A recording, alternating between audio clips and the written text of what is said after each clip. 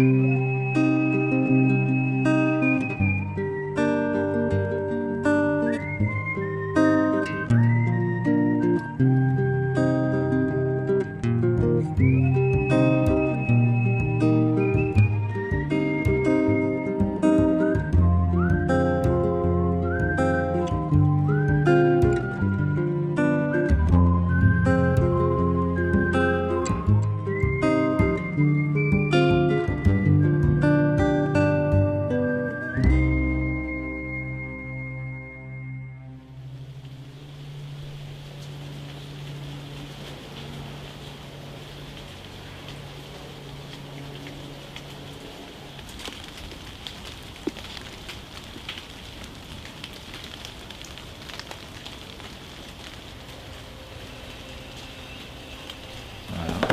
petite marche, donc on prend des choses frugales en fait. Dans ce chemin-là, on va marcher dans la pluie, dans le vent, on va aller voir de la beauté.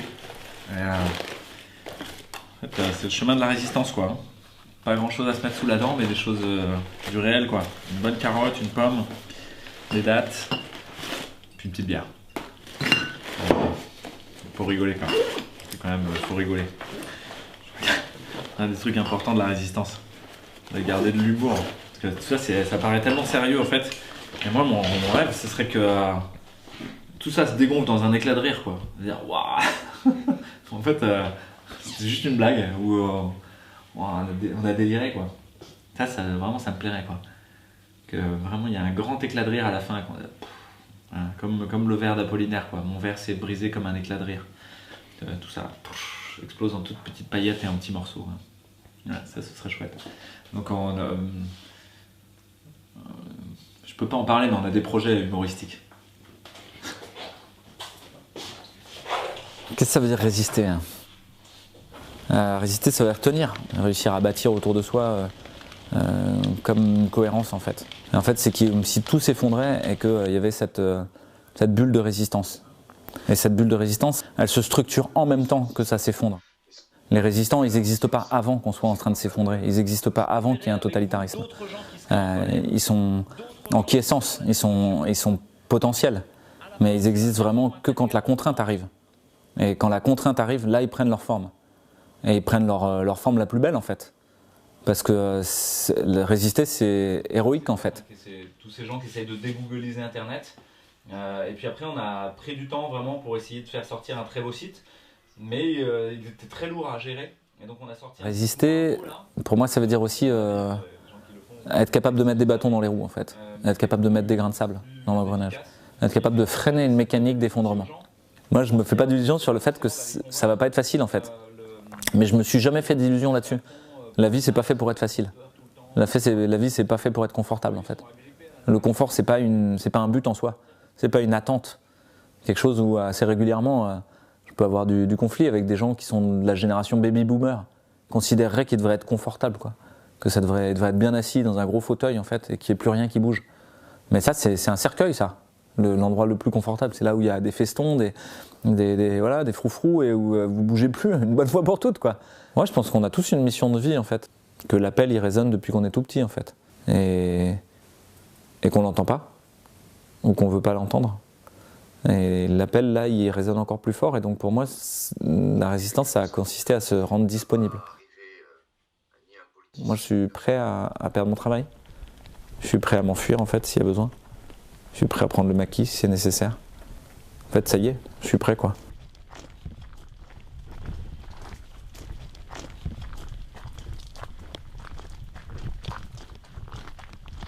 Résister, c'est marcher par tous les temps en fait. Continuer à marcher sous la pluie, sous la neige, avec les grêlons, dans les cailloux, sur un beau petit chemin en sable. En fait, des fois c'est facile, des fois c'est dur. Et enfin, on marche quoi. Et on sait même pas où on va. Souvent on revient au point de départ, je sais pas si vous avez remarqué, dans toutes les marches à la fin, vous revenez à la maison à la fin. Et donc on va peut-être juste revenir au point de départ, mais on y va quoi. Et au passage, c'est la marche qui nous transforme. Il l'a dit Yoda, le côté obscur de la force est plus rapide, plus facile. Mais on cherche pas ni la facilité ni la rapidité. Donc la résistance c'est en lenteur, mais c'est pas facile.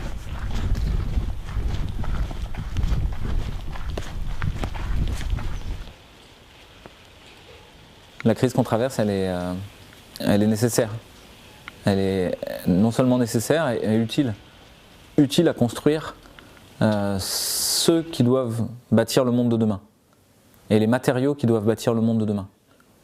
Donc, mais ça c'est cohérent avec l'idéologie dominante. Voilà, je suis pas en train d'aller contre, c'est-à-dire l'idéologie dominante néolibérale mondialiste, elle part sur du capitalisme en fait. Du capitalisme comme la rotation de capital, comme plus grande majoration de profit, ce qu'on appelle la destruction créatrice chez Schumpeter. C'est-à-dire il faut bien détruire pour recréer quelque chose.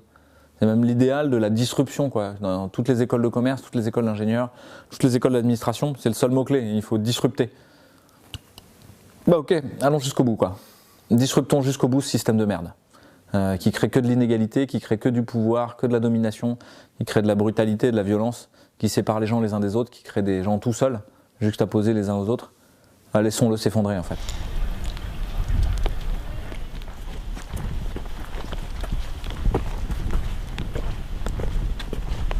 Le parc de Lily Pastré. Lily Pastré, c'est la comtesse Pastré qui possédait toute la forêt là, au sud de Marseille, et qui se baladait en carrosse et tout ça. Et tout cet endroit, c'était interdit au public. En fait, c'était l'endroit où il y avait des gardiens et tout ça. Et au moment de la guerre de 39-45, il s'est trouvé ici un très grand nombre de résistants, en fait. C'est-à-dire que Lily a ouvert son château à la résistance et a fait venir tous les intellectuels d'Allemagne, de France, d'un peu partout, qui fuyaient l'Allemagne nazie. Et donc il s'est retrouvé ici Bertolt Brecht, Hannah Arendt, Simone Weil, etc. Des gens qu'on aurait peut-être jamais rencontrés autrement. Mais en fait, ils se sont rencontrés à ce moment-là, dans ce moment de résistance. Juste avant de finir par s'enfuir vers l'Espagne ou vers l'Angleterre, ou vers l'Angleterre ou les États-Unis. Et donc ça reste un haut lieu d'une espèce de flamboiement intellectuel et culturel au moment de la guerre, grâce à Lily Pastré. On habite là, quoi. C'est ça qui est en train de se passer. Aujourd'hui, vous demandez aux gens à quoi ils aspirent. En fait, il y a une partie des gens, ils aspirent à avoir plus de confort, plus d'iPhone, plus d'iPad, plus de vacances en Thaïlande, plus de... Ok, mais ça forme pas un nous, quoi. Ça, c'est juste des produits de consommation qui répondent à une espèce de pulsion de désir immédiate, mais qui ne vous nourrissent pas de l'intérieur. Qu'est-ce qui vous nourrit? À quoi vous aspirez? À quoi vous avez vraiment envie de... Vers quoi vous avez vraiment envie d'aller? C'est quoi le fil rouge de votre vie? Les gens, on leur pose même plus la question. On leur fait penser que c'est quelque chose de secondaire, que c'est quelque chose qui est destiné aux rêveries du week-end ou à quelques petits moments clés. Mais en fait, ils n'ont même plus de week-end, parce qu'en fait, comme on leur fait miroiter une société de loisirs, et de l'autre côté des travaux à la con qui servent à rien, et dans lesquels on passe leur temps à les maltraiter, et où ils vont rêver de leur société de loisirs, où ils pourront consommer tout à loisir, et où tout sera automatique, depuis la conduite de leur voiture, en passant par l'ouverture de leur rideau, en passant par appeler leurs copains sur le truc, ils n'auront plus qu'à le dire, appelle machin, et ça le fait à leur place. Mais justement, ça remplit pas une vie en fait. C'est juste, ça empêche de regarder en face le trou béant spirituel qui est de quoi je veux que ma vie soit remplie en fait. Et quand on creuse un peu, que les gens qui ont posé cette question-là, de quoi je veux que ma vie soit remplie, en fait, on a toujours à peu près les mêmes questions, les mêmes réponses, quelles que soient les spiritualités, les cultures. Je veux que ma vie elle soit remplie de paix, de beauté, de partage, d'échange, de rigolade, d'étreinte, d'aventure, d'amour, de lumière et de joie. Et en fait, voilà, c'est ça le fil rouge, quoi.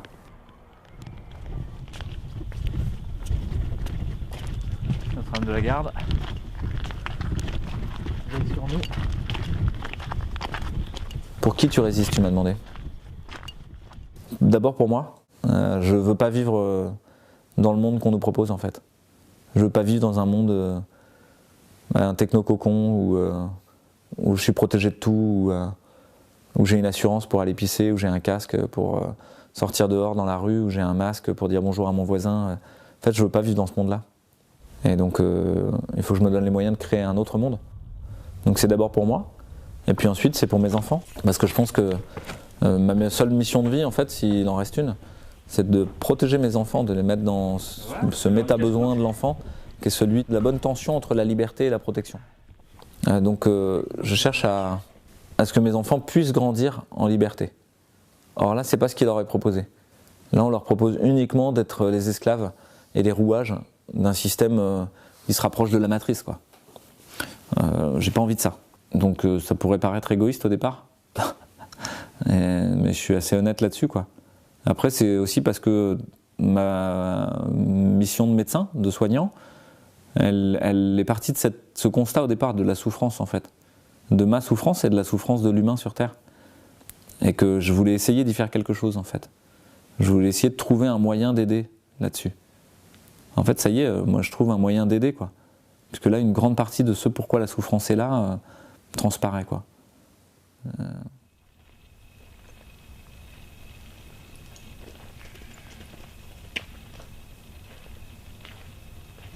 Le vol des chiens, On fait un reportage sur les résistants. les résistants de la botte Roland. Non, les résistants de maintenant. Contre le déferlement totalitaire. Ah, alors ça, c'est une bonne idée. Bah, moi, j'avoue que je suis très sensible à ça et puis très remonté, quoi. Moi, je fais partie des gens qui ont changé de médecin pendant cette période. Ouais. Parce que je ne supportais plus le comportement de ma médecin qui était devenu complètement autoritaire. On n'arrivait même plus à discuter tellement elle était parano par rapport à la Covid. Je comprends pas qu'il y a des gens, notamment Véran, enfin moi ce que j'appelle véreux, hein, cardiologue, un éminent spécialiste soi-disant, fassent de la politique. Qu'est-ce qu'ils ont à foutre dans la politique? Raoult, il n'en fait pas de politique. Il travaille, il bosse, quoi. Voilà. Il sauve des gens. Et Véran, qu'est-ce qu'il fait là? Il nous emmerde tous. Il traumatise tout le monde. Ouais, c'est ça, voilà. C'est exactement ça, du traumatisme. Il passe son temps à taper sur les gens. Voilà, son vaccin, lui, c'est la parano. Hein, avec le croque-mort, là, comment il s'appelle, Salomon. Voilà. Hein. Bonjour mesdames. Bonjour. Bonjour. Faites un beau sourire, vous êtes filmés. Non, bon, ça ira. Qu'est-ce que t'en penses, toi, Benji? Une jolie jeune femme comme ça et un masque, quel dommage. Comment?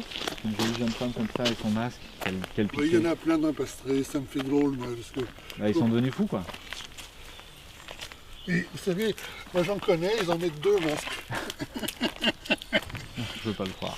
Si, c'est vrai, ils mettent 2 masques avec les gants, transparents, là.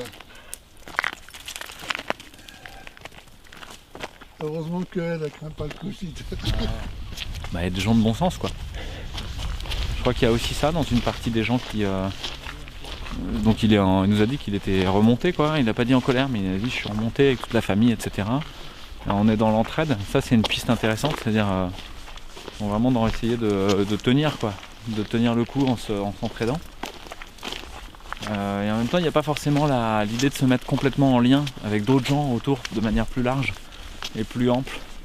C'est-à-dire qu'il parle d'un mouvement populaire comme si il allait naître de manière spontanée, mais sans proposer d'en faire partie. Et je crois qu'il y a beaucoup de gens qui sont aussi comme ça, qui attendent que ce soit quelqu'un d'autre qui monte au créneau. Parce que c'est pas facile, quoi. Et... Ouais. Mon grand-père qui était résistant, en fait, qui était instituteur au départ, et du côté maternel, Albert Favreau, il a été mobilisé, quoi, en 1939, et puis en fait, dans la débâcle, a été mis dans un camp militaire allemand. Et en fait, il s'est évadé. Et ensuite, il a participé à structurer un réseau qui s'appelle Mithridate de résistance. Ensuite, il est resté dans l'armée. Et une des histoires qu'il raconte, c'est dans cette tension utilitariste ou déontologiste sur le fait de tuer des prisonniers allemands, des militaires allemands, ou de les relâcher, parce qu'ils ne pouvaient pas s'en encombrer. Il y a cette histoire qui traîne dans la famille que lui, il les a laissés partir, en fait. Quel qu'en soit le risque derrière, là, on est face à quelqu'un qui était pour mon grand-père, hein, dans une logique déontologique, c'est-à-dire je fais ce que je dois faire. Peu importe les conséquences calculables ou calculées, et voilà. Je pense qu'il fait partie des héros, ouais. Des héros auxquels je peux me référer, quoi. Et ça, je pense qu'on a besoin de héros pour essayer de s'identifier, savoir qu'est-ce qu'on a envie de devenir, qu'est-ce qu'on a envie d'être, d'incarner. Si on n'a pas de héros, voilà, si son héros c'est Spider-Man, Superman ou Batman ou Iron Man, c'est quoi? Des mecs paranoïaques qui vont rendre la justice contre le système parce qu'ils pensent que le système est trop corrompu. Et pour ça, ils ont des super pouvoirs qu'ils ont hérités parce qu'ils ont été irradiés ou parce qu'ils ont de la technique à gogo autour d'eux et voilà, ils ont 50 ordinateurs ou parce qu'ils sont multimilliardaires de leur père ou de leur grand-père comme Batman. Voilà, en fait, ça c'est typiquement le héros américain. En fait, non, le vrai héros, il construit ses compétences progressivement en fait. Il les affûte au feu du combat, toutes ses armes, il les fait, il les gagne de haute lutte, quoi. Et il devient petit à petit le héros qu'il devait être. Donc, alors que Spider-Man et ça, ils sont d'emblée, de manière transcendante, ils sont élus par les dieux pour être des héros, quoi. Non, vous n'êtes pas élus par les dieux pour être des héros, quoi. On devient le héros de sa vie parce qu'on décide à un moment d'y aller, quoi, de prendre le risque, de s'affûter au réel, quoi. Bonjour. Vous allez voir. Mais non, c'est le docteur Fouché, c'est ça? Ah salut, enchanté, je suis vraiment content de vous voir. Et vraiment merci. Merci vous et vos collègues qui sont dans la même lignée que vous, franchement merci. Ah c'est cool, merci. Non mais franchement, honnêtement, vraiment, vous avez été le grain de sable dans ce truc. Ah on essaye de tous être des petits grains de sable pour éviter le truc, quoi. Ouais, mais on va tous l'être après. C'est pas rien, j'imagine. Ouais. C'est dur parce que les entourages de suite ils sont happés par la com. Enfin voilà. Lui le premier, il a des trucs, il a été obligé de fermer. Ouais, non, après financièrement, ouais, c'est sûr que moi j'étais dans le tourisme et dans la musique, donc ça c'est adieu. Ouais. Non, mais même, je veux dire, de tout toute l'ambiance, quoi. Enfin, il y a deux camps, on va dire, hein, en gros. C'est vrai, hein. Et c'est dur, hein, c'est dur. C'est dur de maintenir les positions, c'est dur mais c'est grâce à des mecs comme vous et quelques autres qu'on doit pouvoir compter sur les doigts d'une main qu'on tient bon. Honnêtement, non mais honnêtement. Voilà. Pour moi, vous avez été tous des petits grains de sable qui ont fait péter enfin qui font un peu tanguer leur bateau. Quoi. En tout cas, l'information et la fausse information qu'il y a, c'est impressionnant. Soit disant le vaccin il devait sortir en 2021, maintenant ça y est, il en est sorti un, ils sortent tous. Le vaccin c'est un très très grand moment quoi, de non-science, de non-médecine, de non-information. C'est ouf. D'un coup il apparaît, tout le monde, ça y est, il est sorti le vaccin. Parce qu'une fois que tout le monde gêne. Je suis allé acheter le santon de Raoult. Oui. Ça fait 3 jours j'y vais, il y en a jamais. Il paraît qu'il est en rupture de stock, ouais. Voilà. Ah, vous travaillez avec lui? Moi pas directement, mais oui. Ils veulent le démolir. Non, mais lui aussi, hein, en ce moment, il passe dans les infos, machin et tout. Et, Non, c'est vrai, c'est une honte. Tenez bon et le délire, quoi. Courage. Hein. Ouais, mais en face de vous. Mais un jour, il y a tout qui va sortir, de toute manière. On le saura, la vérité. Ouais, c'est ça mon espoir, moi. Ouais, mais ça sortira, on verra. Tire le fil de choses qui étaient là depuis bien longtemps et qui vont. Bien sûr. Ouais. Allez, passez une très bonne journée. Bonne journée, au revoir. Courage. C'est compliqué pour moi en public là d'inviter à l'action de désobéissance civile. J'appelle à la non-violence en fait, mais une non-violence active et de blocage, de boycott.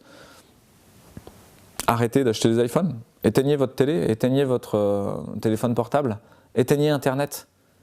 Tenez le coup pendant 14 jours. Déjà, vous allez voir, est-ce que vous arrivez à tenir le coup 14 jours sans Internet? Très difficile en fait pour la plupart d'entre nous, et y compris pour moi. Mais on pourrait se donner comme ça, comme premier défi, et voir qu'est-ce qui se passe en fait. Là, vous allez me dire, mais l'ensemble des gens, ils sont hypnotisés quoi, par le joueur de flûte de Hamelin. Attaquez-vous à l'hypnotiseur. Faites ce qu'il faut. Déconnectez les réseaux. Bonsoir. Allez, ça va, allez. Arrivez à débrancher la télé, Internet. Tout le monde peut essayer de le faire. C'est-à-dire rompre le pacte avec le diable. Le diable vous dit, je vous donne des pouvoirs, et je vous demanderai en échange. Non, pas rien. Presque rien. Mais c'est quoi presque rien? C'est presque rien, c'est un tout petit quelque chose. Mais quoi alors? Votre âme. Non, c'est quoi l'âme? Je sais pas ce que c'est, moi, je m'en fous. Ouais, je veux bien signer, ok. Et donc on a signé en disant, mais je sais pas ce que c'est l'âme.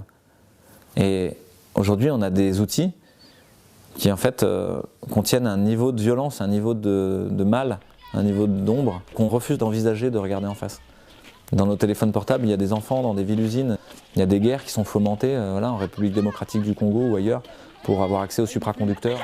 Si tu fais le compte à la fin, bien sûr qu'il faut dire non. Bien sûr qu'il faut poser son téléphone portable smart, soi-disant, et l'éteindre.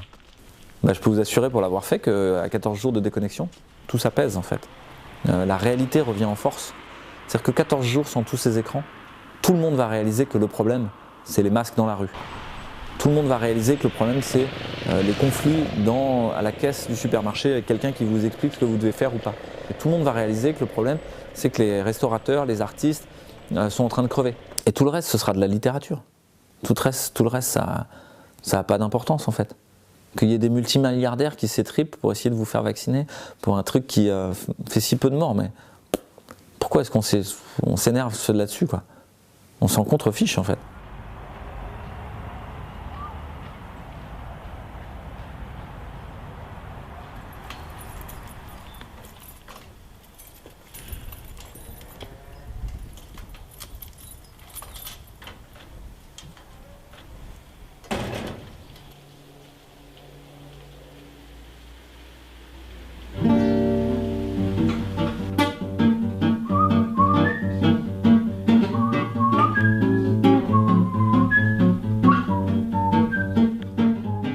Christiane Singer, elle parle du bon usage des crises. Et elle dit que c'est grâce aux crises en fait qu'on trouve sa forme. En fait, je dois accepter l'idée que cette crise, finalement, c'est l'occasion qui m'est donnée en fait de devenir le meilleur. Et ça, je l'ai déjà vécu en bateau. Être coincé pendant 2 semaines, 3 semaines, 1 mois et demi sur un bateau avec des gens, en fait, tu sors le pire ou le meilleur. Tu peux décider d'être insupportable en fait avec tout le monde, d'envoyer bouler tout le monde et puis à la fin de claquer la porte. C'est possible en fait. Je peux plus jouer ça, faut que je me refasse le poignet quoi. Ou alors tu peux commencer à faire la cuisine pour les autres. Tu peux commencer à être sympa, à aller mettre une couverture sur celui qui prend son quart après un quart de bar difficile quand il s'est endormi. Tu peux essayer d'aider de tous les côtés que tu peux. C'est extrêmement réjouissant de sortir le meilleur de toi-même. Il y a tellement de contre-dons que ça crée une énergie énorme. Ouais, là, tu vois, dans cette enveloppe, il y a une partie des choses que j'ai reçues en fait, de tous les gens qui écrivent. Alors, ils m'écrivent à moi, ils écrivent au travail. Il y a beaucoup de gens qui m'écrivent avec de la colère et de la détresse aussi. Il y en a qui se sentent seuls. Voilà. Donc il y a tout ça quoi. Donc moi je suis nourri de tous ces gens autour quoi. A l'inverse, aujourd'hui tu as des gens qui vont des no fake med sur internet, reprendre tout ce que dit Fouché ligne par ligne et puis envoyer un post en disant il faut le prévenir, l'ordre des médecins, le dénoncer, etc. Il y a des gens qui font ça vraiment. Et tous les jours, ils passent leur temps à signaler toutes les vidéos, etc. T'imagines dans quel délire horrible ils sont, quoi. Comme ils doivent être malheureux, en fait. Comme ils doivent, comment ils peuvent être contents d'eux-mêmes le soir, en fait. Ils sortent le pire, quoi. Donc, ça, c'est ma grande confiance, en fait, dans ça. C'est qu'il y a beaucoup plus de gens qui sortent le meilleur dans ce que j'ai vécu en bateau et dans des traversées, dans des tempêtes, que de gens qui sortent le pire. Et en plus...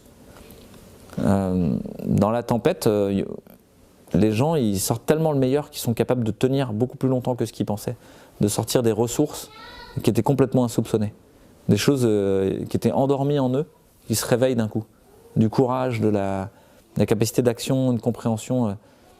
Et donc ouais, le bateau pour moi ça a été un vrai petit maître pendant de très nombreuses années, qui m'ont peut-être préparé à maintenant en fait.